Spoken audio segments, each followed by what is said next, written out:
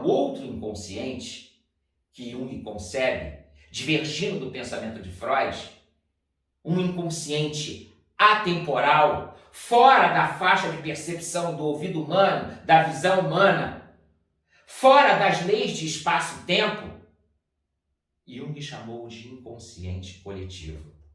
Essa concepção do inconsciente coletivo que eu tentei adiantar para vocês, fez uma leitura assim, meio empirista, meio acadêmica, meio científica, mas a verdade é que Jung concebe o inconsciente coletivo a partir de uma vivência que ele teve no Hospital Burgosoli em 1906. Ali ele começou a desconfiar, lidando com esquizofrênicos, ele começou a desconfiar da existência de uma outra instância, além do inconsciente pessoal. Havia um jovem esquizofrênico, delirante, que em 1906, Jung, passando pelos pacientes, observou esse jovem com um comportamento um tanto quanto estranho. Ele olhava para o sol e ficava balançando a cabeça de um lado para o outro e chamou Jung, Doctor, né? O faro do sol, veja bem, o faro do sol, ele se movimenta de um lado para outro. Quando ele se movimenta, os ventos vêm do oeste para o leste. Jung ficou vendo aquilo e falou, tá aí, você, completamente louco. Mas aquilo ficou registrado. 4 anos depois, em 1910, surge a descoberta de um papiro que até então ninguém tinha tido conhecimento, chamado papiro de Mitra, de uma religião que chamava-se mitraísmo. Era assim um pré-cristianismo. E lá tinha uma oração muito interessante nesse papiro, tá? Dizendo que o faro do sol se movimentando do leste para o oeste, com isso, gerando os ventos. Essa oração que estava nesse papiro, de imediato Jung associou ao delírio de que em 1906 o seu paciente estava tendo. Mas veja bem, em 1906, esse papiro não era conhecido por ninguém. Arqueólogos, sinólogos ainda não tinham descoberto.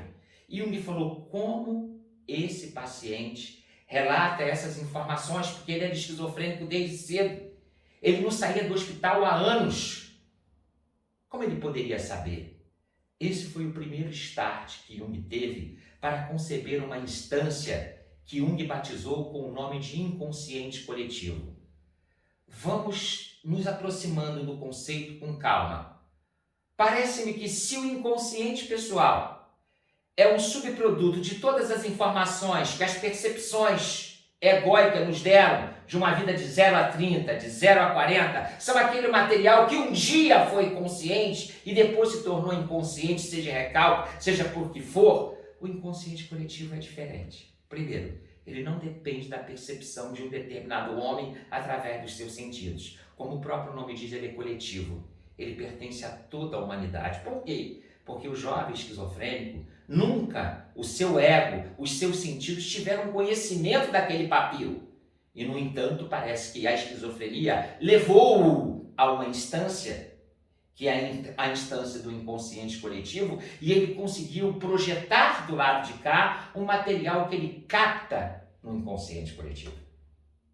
Disse-vos há alguns instantes atrás que o material que habita o chamado inconsciente pessoal de Jung, ou inconsciente de Freud, eram os complexos. A pergunta que fica no ar é: o que habita o inconsciente coletivo? E a resposta imediata é: arquétipos. Veja bem, antes de entrarmos em detalhes sobre os conceitos de arquétipos, que, conforme disse, é aquilo que habita o inconsciente coletivo, eu queria fazer uma digressãozinha sobre o inconsciente coletivo, algumas distinções entre o inconsciente pessoal.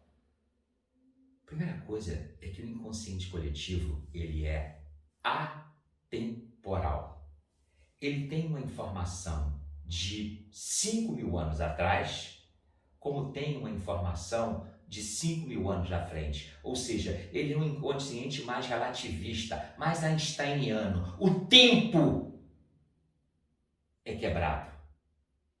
O material que vem do inconsciente coletivo pode estar à frente do tempo presente, como pode recorrer a milênios atrás, até o Paleolítico, por exemplo. Quando isso ocorre, o inconsciente coletivo consegue dar início a um conceito que nós vamos discutir mais detalhadamente, que é o conceito de sincronicidade, ou seja, conexões acausais. Vejam que essa instância não é uma instância limitada àquilo que os olhos viram, que o ouvido escutou, preso a uma idade de 0 a 30, 0 a 40. Ele é um processo que envolve toda a evolução da humanidade. E não, atenção, principalmente, não está preso às leis de espaço e tempo. Ora, quando nós estivermos fazendo a interpretação dos sonhos, o material, quando o sonho provém do inconsciente coletivo, quando o sonho é aquilo que nós chamamos de um sonho arquetípico, vocês vão ver que a lei de espaço e tempo é quebrada. Lembra? Sonhar com o anjo e borboleta, sem contestação. Sonhar com o rei da lua. A cultura popular já se apercebia que determinados sonhos poderiam estar antecipando o que ia acontecer fora do tempo e do espaço. Esse é o inconsciente coletivo.